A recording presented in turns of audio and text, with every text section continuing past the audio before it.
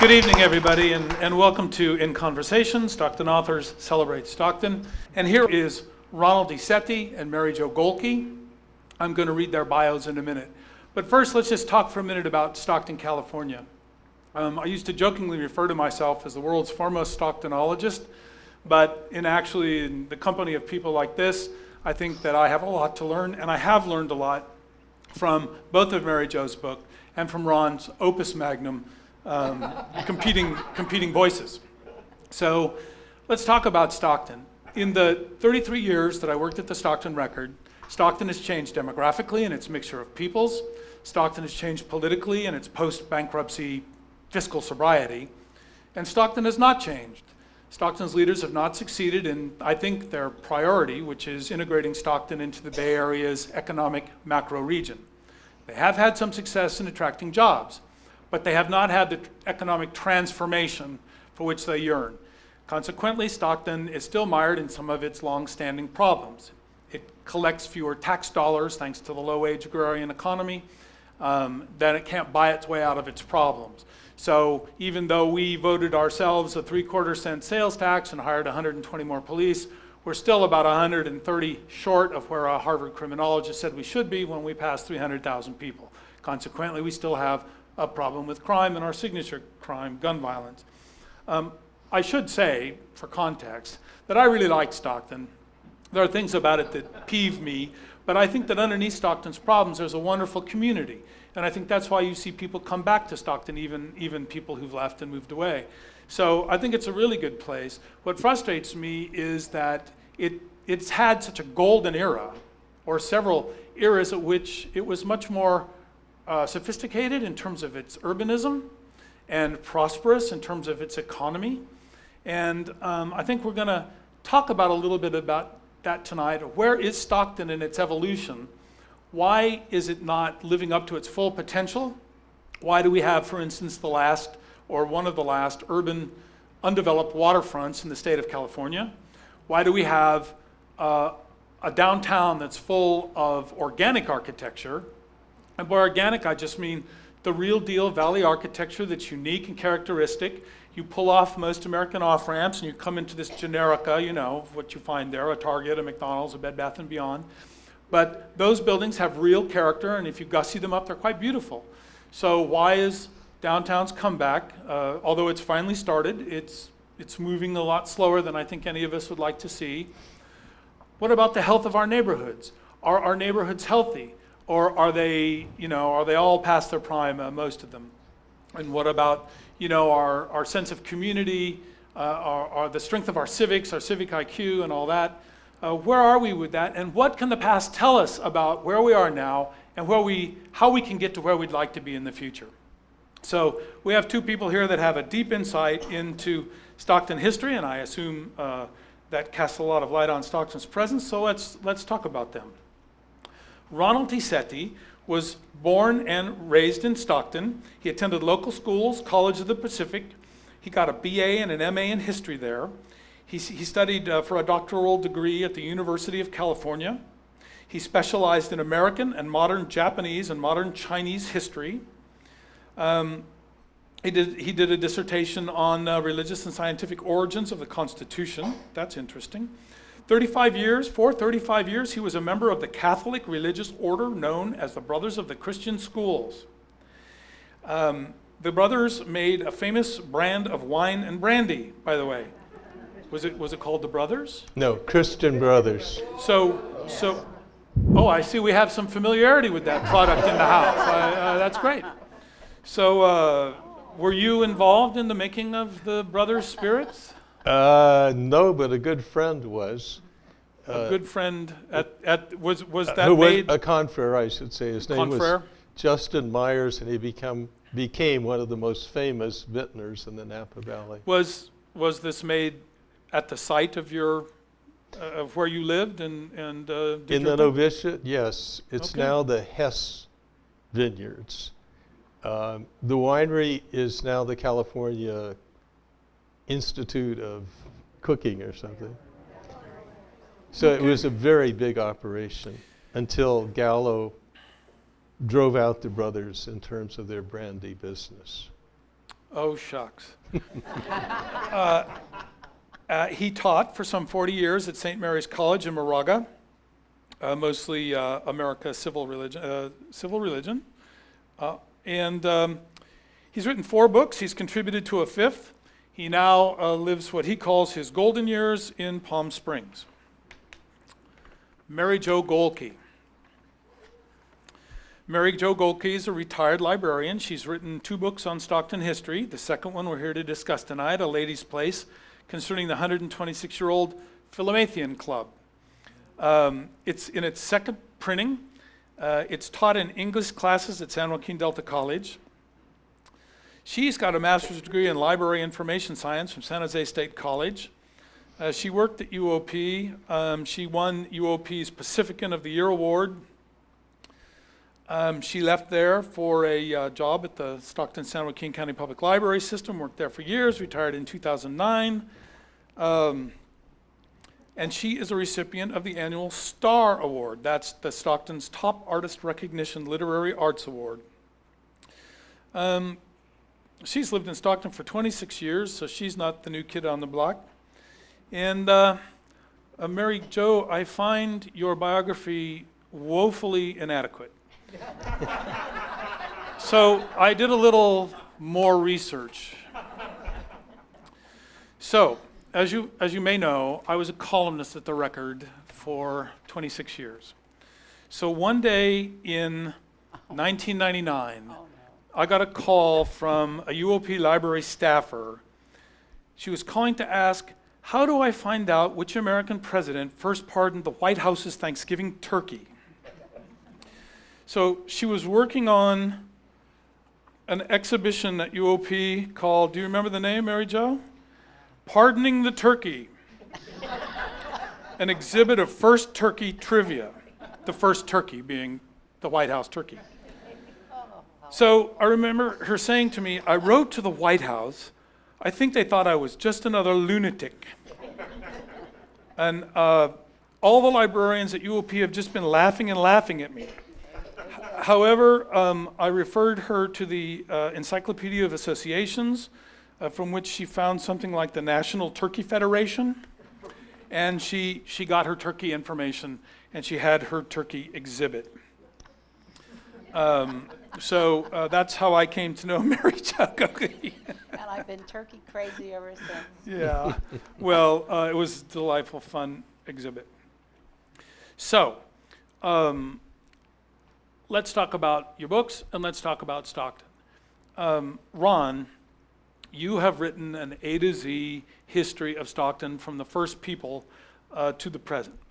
And you call your book a critical history in that you're eschewing boosterism and you try to make judgment calls on where Stockton went right and who its great figures were and where Stockton went wrong and who its scoundrels were. And Mary Jo, you said that you wrote a history that, because you felt it was, quote unquote, a part of Stockton's rich history that is often overlooked or forgotten. So that's our starting point. So let's start with the first people. One of your judgment calls was, you think it's quite possible that the first people were happier than current day Stocktonians. Can you tell us why? I'd be happy to. The native inhabitants of San Joaquin County were the Miwoks and the Yokuts. They worked an average of 4 hours a day, hunting and gathering. They ate what we would call today an organic diet. What did they do with most of their time? They played games, mental games and physical games. They told stories. They engaged in religious dances, sometimes aided by hallucinatory drugs. They spent an enormous amount of time with family and friends, and were relatively disease-free. The diseases that decimated the local Indian population were brought by the fur trappers, the Spanish, and then the Americans. And they wiped out the native population. A malaria outbreak killed 80% of them.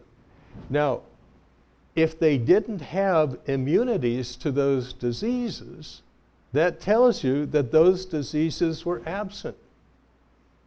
So they were relatively disease-free. They did not have modern medicine. A break of a bone, an infection could kill them. But wouldn't you like to work 4 hours a day, spend most of your time with family and friends, eat an organic diet, and become one with the cosmos? They had the idea of a balanced cosmos. If they misused animals and plants, the world was off kilter. So none of the problems of ecological degradation we face today, including global warming, which has the potential of eliminating the human race, they had none of that because they lived in a balanced cosmos. They were part of their world. So, because of the best book I've read, I think, in my life, I said they may have been the happiest people. That book is called Sapiens. Have any of you read it? The author says the biggest con job in world's history was the agricultural revolution. Don't put down the Indians because they didn't grow crops. Don't put down the Indians because they did not discover science. They had no need. Mary Jo, may I interrupt you? You may. Mary Jo, people today may think of the Philomathean Club one way, but from reading your book, I thought that it had a very different context of the times when it was founded. In your book, you say that women could not vote. They were barred from attending most universities. They were thought to be Twitter-pated flibberty gibbets, relegated to the home, which was their sphere. So in that context, what was the Philomathean Club to them when they first started? Was it just an exclusive club, for pioneer bridge players, or was it more than that? Oh, much more than that. They didn't even play bridge then. In fact, they finally graduated. Can you hear me all right? Yeah. They don't even play bridge now. That's sort of gone by the wayside. The actual movement that started, the women's club movement started after the Civil War, although women had been meeting in groups before that. But it sort of swept across the nation. And it got to California about 87, 88, something like that. The Philomathean Club is the sixth oldest club still that was founded in California. What was its purpose? Its purpose was for discussion and learning. What they did was, since, again, they were starting to go to college, but since most of the women did not have college educations and basically were unsophisticated homemakers, it was designed to give them an opportunity to study. And that continued for a great many years until they discovered the progressive movement, which was to actually go into the community and do projects that would benefit the community. So it was sort of, at least in part, a sort of proto-feminist enclave where they could go and improve themselves and broaden their horizons and get out of the house and, yes. and have some, what is now called sisterhood, and right. Get away from the males. But then later, in the progressive era, actually engage in the events and the initiatives of the community and the events of the day, and which they might not otherwise have had a role. Exactly. Am I hearing you right? And a great many of them, because it grew into a huge club by the turn of the century, over 300 women. A great many of them were interested in feminism. They were interested in the WCTU, which was also addressed with the suffrage and feminist Could you cause. say what the WCTU stands for, please? Women's Christian Temperance Union.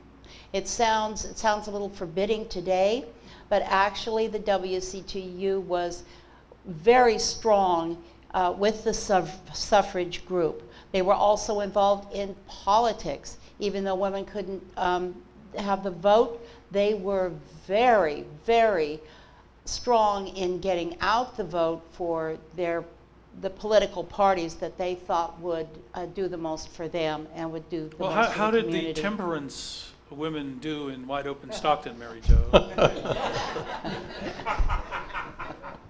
I haven't done a complete study of that, but I would say they found it rather grim. An uphill battle? Yes. Well, I understand that Prohibition there were surprising political bedfellows. Women were tired of husbands going out and blowing all their Yes. money and coming home and beating them up and whatever. Yes. So I understand there was a serious basis to that. It was more than just Puritanism. Right. Um, That's one of the most surprising things about if you start studying the suffrage movement. You get to really appreciate the WCTU for what it did. It was a lot more than just what Carrie Nation exemplified. but she came here, did she not? She came here, and in fact, Ron covers it too. You know, she just walked into the saloons, and what'd she do? Take the She removed, cigarettes? Yeah. There was a hotel downtown where she stayed. She came down to dine. She saw people drinking, so she pulled the cigarette out of the mouth of the bartender and knocked over the beer mugs of the people and then marched off to the WCTU rally. That's pretty ornery. That was all. Okay, so Ron, you give Stockton's founder, Captain Weber, a mixed review, don't you? You said of him, among other things, quote, he had his eyes habitually trained on the main chance. And he was what the British call a bit of a trimmer, in your view. That is, he would shift allegiances, he would shift nationalities, religions, but whatever suited his purposes. Is that right? Well, could you tell us a little bit about that, please? It does him no injustice to call him an opportunist. He was definitely an opportunist. But more significantly, he suffered through his entire life from mental illness. His mother was twice confined to asylums and spent most of her life in therapeutic water treatments. When he was a youngster preparing for university studies, he had a nervous breakdown. He had failed a year in school and had to repeat it, so he began overcompensating, and he told Tinkham and others he lost his memory. Now that's not the loss of memory I experienced as an older person, but it's like when you are taking an exam that you've studied for and you can't remember a single thing. It was clearly some kind of a nervous breakdown. For 12 years, he did not communicate with his family. They took out advertisements in newspapers in the United States. Where is my son? Where is my brother? They learned where he was by an article in the Augsburger Allgemeine Zeitung that said that a man named Carl David Weber had founded a town called Stockton. So they sent their younger son, Carl Adolf, to Stockton in 1853 to make contact. Weber welcomed him with an open hand. He was a very generous man, but not with an open heart. And he had to write back to his parents what had happened to their son. It is one of the most heartbreaking letters. And he said he had neither the knowledge nor the courage to plumb the unfathomable depths of his character. He had an ungovernable temper. He shot it kids that came across his property. One of them suffered a broken arm. The Stockton Independent said, enough of this. They published one of the most damning editorials I've ever read about his freakish behavior. Towards the end of his life, he had very little to do with his wife and children. He locked himself in his room and read books, mostly in German, and became a virtual hermit, a recluse, so that many people in Stockton in the early days never even saw him. So would it interest you to know that that mental illness is hereditary in the Weber clan and has come down to this day? Great, I think, grandson of Charles Weber came to Stockton about 20 years ago to do some legal matters, and I interviewed him at the time, and he said, we call it the Weber curse. Oh. So it expresses itself to this day and is a challenge to his descendants. You also say, though, that Weber's dark side was balanced by a sense of civic vision, Yes. philanthropy. Yes. Could you talk just a little bit about that? Like all of us, he was complicated. There was the dark side, which was very dark. But there was another side of spontaneous generosity. His brother Adolf said you could be a Rothschild if you didn't loan money so freely and engage in philanthropic projects. So he was spontaneously generous. He gave the land for all the churches. He gave the land for educational purposes. He established the rural cemetery, the Jewish cemetery. He was a very giving man. Was that pure generosity or enlightened self-interest? Both. It was both. But he was kind to the poor as well. And that, I think, bespoke a generous heart. So you have to balance that against, and I really liked what you said about the dark side. I have a dark side, you have a dark side, everybody does. But something happened to Weber as a child or a teenager. It was a very traumatic experience. One of his biographers said it was an unknown resentment. That's rather vague. And I have never been able to figure out what it was. My guess is this. His father was a Calvinist minister. His father was a Calvinist minister, and his father was a Calvinist minister. So 3 in a row, and his father wanted Weber to become a minister. I think he may have pushed too hard. Weber's talents were mercantile talents, following the main chance. And when it came to religion, although he became a Roman Catholic, he was relatively indifferent to religious Is it also possible that if the hereditary mental health issues express themselves across a generation going forward, that they had expressed themselves going backwards and he just inherited it? Yes, it's very possible. I don't know enough and I'm not a psychologist, but what you say makes a kind of rough sense. So, and that's as good as I usually can manage, actually. Likewise with me. So, you also say that Weber didn't pick the best name for Stockton, and here's where you exercise your critical faculties. Would you tell us why you don't think Stockton was the right name and what the name might have been? It was a mistake. And let me tell you why it was a mistake. Weber took the American side in the Mexican War. And the Mexicans thought he was a traitor because Weber was a Mexican. Do you know what his name was in California? Carlos Maria Weber. He was a Mexican citizen. But at the same time he was a Mexican citizen, he was plotting to create a Texas-style republic in Northern California. He was arrested for putting together a private army to forestall a Mexican backlash, put in jail, and put before 2 firing squads, and was reprieved at the last minute by General Castro, who had been his friend. Castro took him as a prisoner, along with Governor Pico, back to Mexico, but released him at the Colorado River.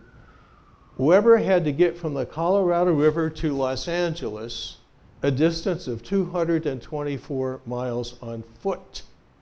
He did, and when he got there, desperately ill and dehydrated, Commodore Robert Field Stockton, who had just taken over Los Angeles, provided him with medical care, and Weber was convinced that Stockton saved his life. So the thought jumped into his head, I'm going to name my town not Tuliburg or Embarcadero or any other name. I'm going to name it Stockton. But he asked Stockton to do two favors for him. When you get back to Washington, intercede on my behalf for the validation of my Mexican land grant, and procure a steamer for me that will take supplies from San Francisco to Stockton to build my town. Unfortunately, Stockton did neither of those. But he things. promised to do both. He promised to do both. He did neither of them. And Weber's admiration soured into disappointment. And therefore he told Chinkham, naming the city Stockton was a huge mistake. I should never have done it. I had a name in my mind, and I should have used it. And the name is still a township of San Joaquin County, Castoria, which means beaver lodge. It may be as fortunate that he didn't name it Castoria, because what does that conjure up in your mind? Castor oil. So it was a huge mistake, but he couldn't do anything about it. It was already there. Well, it's better than Mayberry on drugs. Yeah. So, You're right. Mary Jo, there was a Weber woman in at the Yes. foundation of the Philomathian Club, was there not? Yes, Julia Weber. Who Yes, was? his daughter. Okay. Yes. And what role did she play? And what do you know about her? Not a heck of a lot, except Peggy Ng has written an excellent biography of her. She was very well educated. She was educated in, I believe it was Santa Clara, and she went to high school, and then she went to 4 years of college. And then she came back here, and she ran the company. I mean, especially, the farm and all of the workings, and she split everything between her and her brother, and each one took a part. So she actually was engaged in industry. She wasn't just she just didn't sit around. But she was very interested in philanthropy, a member of the Young Ladies Institute. She was not really interested in getting married, although there was a man who courted her. It turned out he ended up marrying a very flamboyant woman that became quite famous worldwide. It's in my book. I can't remember who the woman was, Lady Kennard or somebody. And it was kind of a wild, they had kind of a wild marriage. But she just wasn't, maybe she too had an inkling of this, because there seems to be no reason why she didn't want to get married. Maybe she was afraid that she had inherited her that's just a thought off the top of my head. Maybe she just had a thought that maybe she wouldn't have made the best mother. Well, let's fast forward. We're going to talk for another 15 minutes or so and then throw the floor open to questions from the audience. Let's fast forward to Stockton's golden era and the golden era of the zenith of the Philomathian Club, shall we? Right. Mary Jo, when was the Philomathian Club at its height, and what was it? How was it different than it was or is today at its height? And what does it tell us about the Stockton of the times? Okay, I've always thought of Stockton's golden era as the 1890s, but now I see it continued into the 1920s. I really want to go back to the 1920s in Stockton after reading Ron's book. Don't we all? Oh man! But they got very big. They built their own clubhouse. It opened in 1912. And very nicely, the main way that they thought that they would raise money is they rented the clubhouse out to community organizations. And they did that constantly throughout, well, until it was sold to the city in 2000. But yes, they actually joined the General Federation of Women's Clubs, which is the crowning result of all that movement I was telling you about of women joining organizations. And it was extremely popular during that day too. They really hit their peak in the 40s. They stopped being a member of the General Federation so they could devote themselves to war work. And boy, did they work on war work. And then when they came back afterwards, it was the 50s, they had money, they had 700 members, they had 700 more women that wanted to come in. It was not until I don't think till the 60s and 70s that they got really snobbish. I wasn't going to use that word. Well, I'll tell you, I have a real a bone to pick with them, the people that were there in the 70s and I early want you to 80s. hold that thought for a minute, Yes. because I want to go there. But did I read in your book that as the neighborhood deteriorated from Stockton's finest to an aging neighborhood, and people started moving north, that they bought land possibly with another clubhouse in mind, but that they never consummated the deal? What was the story there? Why did they never move to new digs? Yes, they were going to buy land on Porter Avenue. They were going to move everything up to Porter Avenue. Then they realized they didn't have enough money to build there. So they started concentrating on where they were. They were going to build an auditorium next to the clubhouse. They wanted to build the auditorium up on Porter Avenue to have lectures and things like that. That would have been an amazing thing for a local club to do, because today we'd think about that as a civic building, a civic function. But instead, they were very much into, again, renting out places. Well, they were renting out these houses that were all around them there on Hunter and Acacia and San Joaquin. And they decided they didn't want those houses there anymore because they wanted to sell them because they couldn't get good renters, basically. So they started tearing down the houses. Okay, let me interrupt you. So you made a little grimacy face there at the mention of tearing down those buildings. Yeah. And do I detect an irony there? Yes. In that the Philomathian Club always seemed to have a very strong sense of its own history. Yes. But these other homes were historic as well, were Yes, they not? yes. And so am I sensing some disapproval on your part? Yes. That they somehow ceased to respect the neighborhood of which they were a part? They ceased to respect the neighborhood. They decided what they wanted to do was the good old thing that people always want to do when they don't like where they are. They want to lock everybody else out. So what they wanted to do, and they did it, this was right about the time the Magnolia District came in, and the group from the city that was investigating the houses to see their historical worth looked at the three that were left, and they said, these are wonderful homes, we should keep them. Well, they couldn't work anything out. Two of them were torn down. One of them was hauled away to down in the Central Valley. And they proceeded to make a huge parking lot.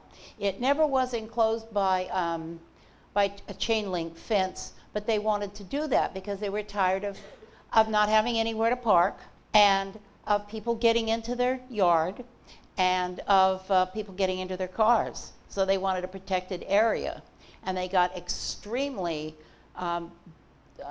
territorial about it. And they didn't even want to belong to the Magnolia Historic District. Ron, when would you peg Stockton's zenith, its golden era, and why was it a golden era, and then what contributed to its decline? That's an easy question. Actually, That's why we pay you the big money. The golden age of Stockton was the 1920s. For many, many reasons. The 1920s is the great watershed in American history. Homes became electrified. Women use appliances for the first time. cars revolutionized transportation and created suburbs. Chain stores proliferated on Main Street. And some new inventions changed all of our lives in ways that are profound. Number one, the radio. KWG Stockton was the 6th radio station in the entire United States and the first west of the Mississippi. We beat Los Angeles and we beat San Francisco. Think of the radio, with your life without the radio. Talking motion pictures. The Lowe's State Theater on Main Street showed the first talkie. Stocktonians lined up to listen to Al Jolson sing Sonny Boy, and they cried at this new marvel. So Ron, you also write that, and this is back as early as 1900, that even though current Stocktonians tend to think of that as an agricultural era, it was really an era of manufacturing. It was. And you said that by 1900, Stockton had 293 manufacturing plants, including some giants. So in addition to all the things that were revolutionizing the rest of the country, Stockton had a very strong manufacturing base. It did. And now thinkers like Richard Florida have said, well, what you want is to attract the creative class, and you do it with this, this, and this. But for my money, give me a good old-fashioned, strong manufacturing base with good-paying jobs that help a number of people move up into the middle class. What happened to that manufacturing base? We had two of the most famous companies in the United States born in Stockton. One was Holt Brothers. They developed the Caterpillar tractor. But where is Caterpillar tractor today? Peoria, Illinois. The loss to Stockton of the Holt Manufacturing Company, which became Caterpillar, was catastrophic. The second was Sperry Flour. Do you remember the big building along the waterfront? It was about 6 stories tall. Sperry Flour was bought out by General Mills and moved to Minneapolis. Imagine Stockton today if it still had Caterpillar and General Mills. So that was really a tough loss for Stockton. It's one of the biggest losses in the history of Stockton, in my opinion. What happened to our urbanism? For instance, I see pictures of the Channel Head, and a train came right up to the edge of downtown, and you could walk over to the vicinity of the California building and get on an electric interurban and go places, or you could take a streetcar into downtown, or you could get on a steamboat and go out to San Francisco or Sacramento. Today, that's called a multimodal transit hub. But we had it back around, what, the turn of the century? Well, it came into fruition in the 20s. With the Stockton Hotel was created to accommodate all the people who came on the steamships. And the Stockton Hotel had a terminal for 2 interurban train systems. One went to Modesto and the other went to Sacramento. So you're absolutely right. The transportation system of Stockton in the 20s was probably one of the best in the nation. It surpasses our present. Would you We agree? had 2 streetcar lines. 2 streetcar lines. I did not know that. But guess what happened to all the streetcars? Yeah, we know that story. Bought up by the tire companies and the car companies. And okay, so the erosion of the manufacturing base, the advent of the automobile. What else? In the 1920s? Yeah. Well, I mean, just what caused Stockton to pass out? Is there any other factor that caused Stockton to pass out of its golden era? I don't know very much in terms of manufacturing except for Sperry and for Holt Brothers. But Stockton had 3 of its greatest leaders in the 20s, and their passing, I think, had an impact on the city. One was Byron Hogan. This is an unsung Stocktonian. Hogan Dam? Hogan Dam. Because up until that time, Stockton had one flood after the other.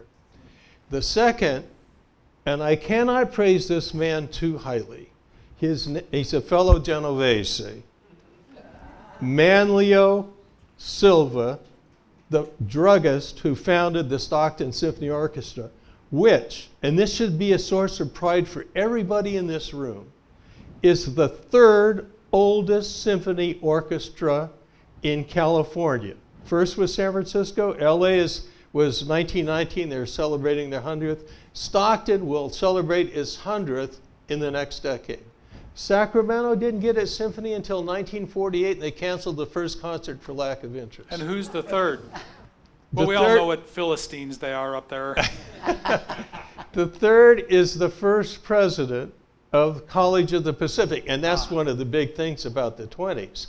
College of the Pacific moved here was Tully Knowles. And with College of the Pacific came for the first time interscholastic sports on the collegiate level. Did the Philomathian Club leave any sort of legacy to Stockton? Is there anything you can point to with your finger and say, we helped build that, or a law that they helped to pass, or is all that, was all that issues of the day that have just sort of receded into history? I would have to say so.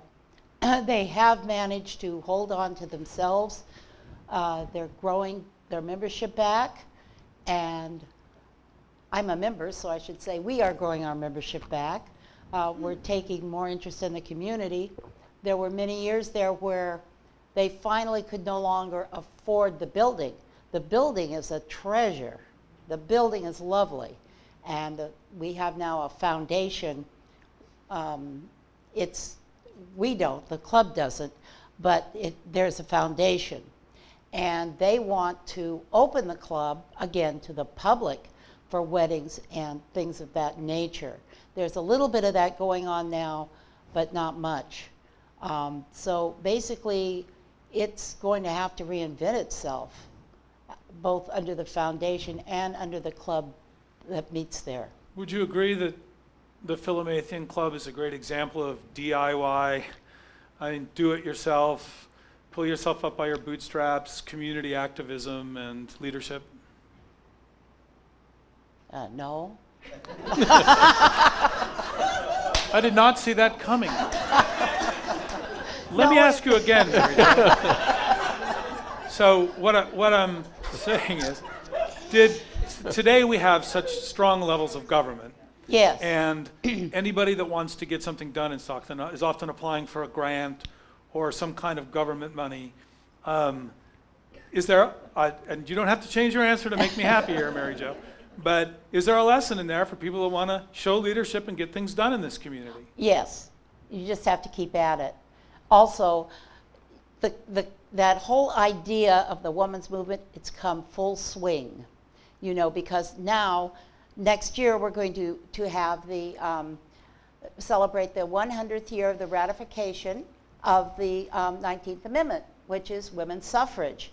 And basically, when this club began, women had nothing. They had nothing. They were just there. They didn't own businesses. Were half educated. Now we have really a lot, and we can get more. And when you see the transformation in the members of the club, just in the last few years, they are on the Commission on the Status of Women in Town. They're affiliated with the American Association of University Women. They have their own network, the members. And it is powerful, and it's going to get better. It has really metamorphosized, and it's come out stronger, and that's why you're not going to see the Philomathian Club fold. Okay, I'd like to throw the floor open to questions at this time. Are there members of the audience that would like to ask our two authors any questions? Sir. I know a lot of people of color come into agriculture. Any other stories or any kind of information on how we became so diverse racially? Yes. There were blacks in Stockton right from the beginning. We know that from a travel journal.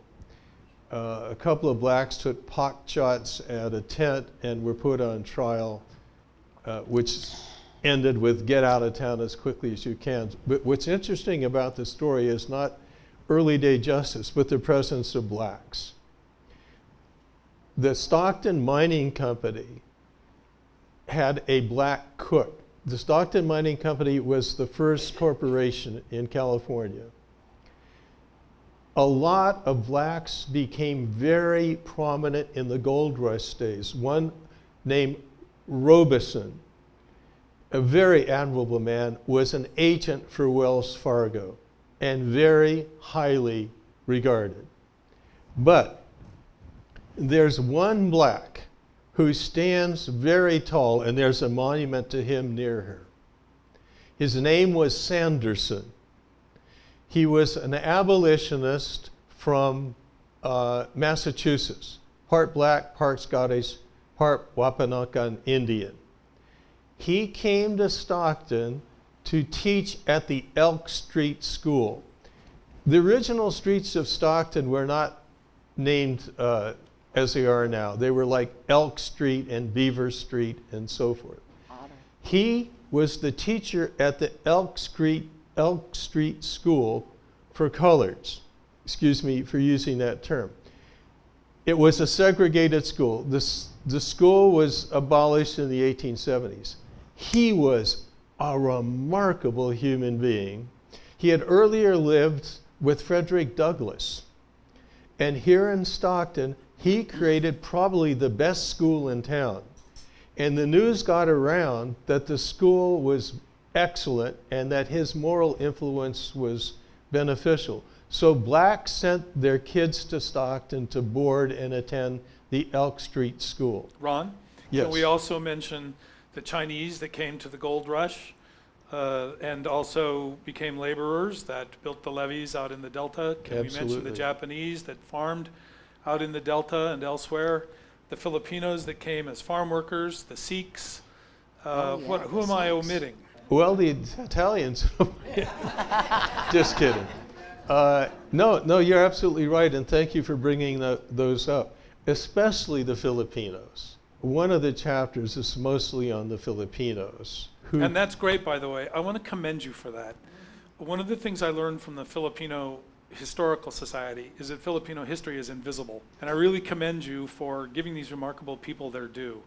As I guess you probably know, Filipinos were unionized, militant. They didn't cross picket lines. They would strike and achieve better wages.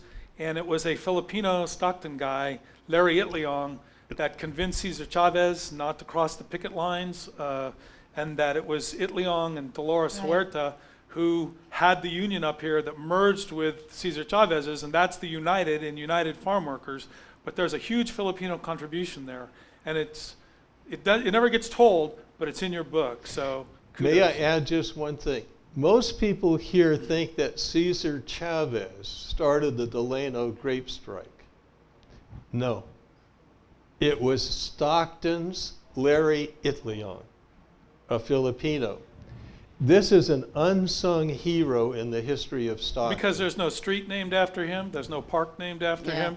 There should be something, and there's nothing. So Nothing. I can't imagine why the city hasn't taken more pride in this remarkable guy. It should. May I just say one more thing? No, I just said that. I just said that for fun. Go ahead. That's okay. I like your banter. The woman who wrote a book on Little Manila, there's only one word that adequately describes this book: magisterial. Her name is Don Bahulano Mabalan, and she died recently. It just devastated me. She had a book about Itliong in the works, I understand. She did, Yeah. along with another author. When she died, they drove the hearse through Little Manila, and people lined the streets to say goodbye to her with signs that said, "Little Manila is in the heart." What a terrible loss to scholarship and to the Filipino community here in Stockton. More questions? Over there, ma'am? Stockton used to be included in the entertainment circuit from around the early 1900s up to about 1920. I wondered what happened and why all of a sudden it dropped off of the circuit. Stockton had a first-class legitimate theater. It was called the Yosemite Theater, in a beautiful building with entrance on San Joaquin. Into that venue came the top acts across the country, including acts of the Orpheum Circuit. But in the 1920s, it was turned into Lowe's State Theater with an entrance on Main Street. It was called the State. And so the Orpheum Circuit moved its shows to the Fox California Theater in the 1930s. So all of those big shows came, I mean big stars. Sophie Tucker, Al Jolson, the whole slew of them. But then in the 50s, that kind of declined. And then today, you go to a theater, oftentimes in a mall, and it's just a tiny little box of an auditorium. But with the decline of the theaters on Main Street, those shows no longer showed up at the State. I remember as a kid going to the State Theater to see, golly, what was that guy's name? He said, "Is everybody happy?" Jimmy Durante? Yeah. What? No, Joey Brown. Brown. Joey Brown. It was one of those, Like it hot. yeah, it was one of those big stars. And that's when I was a kid. But when the theaters along, there was a slew of theaters along Main Street. They're all gone except for the Fox California. I can say for the present that a study was done on how to build Stockton's arena properly, and the expert said, don't overbuild it. If you build it too big, you'll be in direct competition with Bay Area sheds. And those sheds are owned by companies like Live Nation that have many of the acts under contract. And it'll be to their advantage to put those acts into their own sheds. So don't build it over 5,000 seats. The then city manager ignored that consultant's report and overbuilt it. And so we're in direct competition with those sheds in the Bay Area.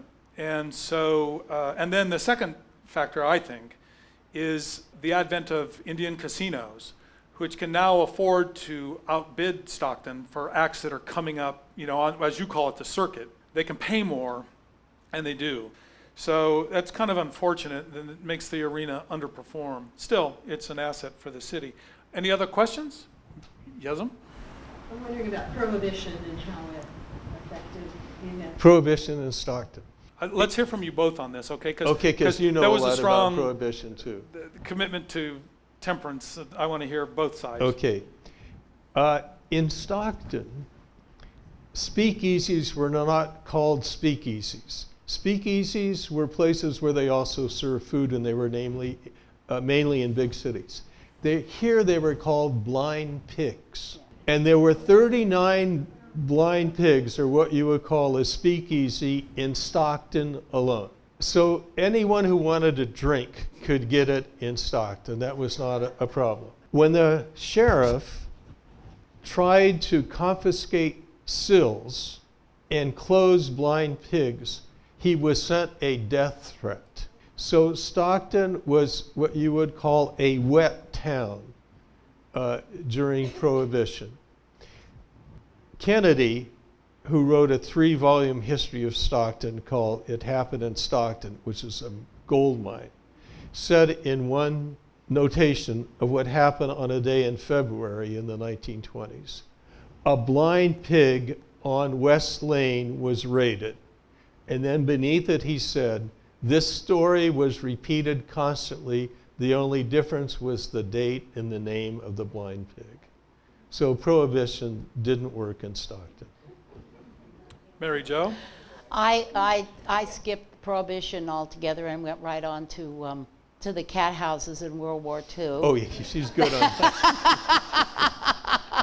Okay, let's hear about them. Well, in my, I was very surprised to discover, I was delving more into Philomathian Club and what they had done. So that, they didn't do anything during Prohibition at all. I mean, they just kind of existed and went on with their, community activities. But during World War II, when they had Stockton Field, the armed forces said, you will close down these areas that have a lot of prostitution, and you're going to do it or we're going to pull Stockton Field. So the Philomathian Club, amazingly, was involved in this. They jumped right into helping to sponsor USO dances. Yep. There was a place called Yank Haven, which was on Main Street, and the place was just jumping. And Bill Maxwell, who is our archivist for the Bank of Stockton, he has some amazing photos of it. And I mean, it was really popular because they had to get them, they couldn't let people in there. And the problem wasn't that there was a morals problem. The problem was venereal disease. Venereal disease. And so they really tried to keep people out. So that's more of what I was interested in. Bob Hope came to Stockton and he quipped that the reason they call it Stockton is that on Saturday night all the boys go into town and take stock of anything under a ton. All right, we have time for one or two more questions. Ma'am? I haven't read the book yet, but, you know, Stockton was known as Hollywood North and had a great reputation, have great movies filmed here. Do you touch upon that? I do. The first big movie made in Stockton was Steamboat Round the Bend. Oh, yeah. It was starring Will Rogers. Yeah. And hundreds of Stocktonians participated in it, and it was kind of a bright moment during the Great Depression. The best motion picture ever made in Stockton won the Academy Award in 1949. It's Robert Penn Warren's All the King's Men. And if an award was to be given for the best movie location, Stockton would have won it. Because almost all of the major scenes were filmed in Stockton, with the courthouse being the center. However, two other movies I treat at length. One movie was by John Huston, where Stockton was the character. The name of the movie is Fat City, based on the tremendous novel by Leonard Gardner. The other movie, which is highly ranked by the American Film Institute, starred Paul Newman, and it was in the Delta area. They built a whole prison farm to resemble a prison farm in Florida. What was the name of the movie? Cool Hand Luke. So I treat a lot of those movies, especially Fat City, and especially All the King's Men. So I have a piece of trivia for you. My father supplied the livestock in Cool Hand Luke. So when Paul Newman escapes prison and runs through the shantytown and the chicken and the pigs scatter, that's my dad. I was there.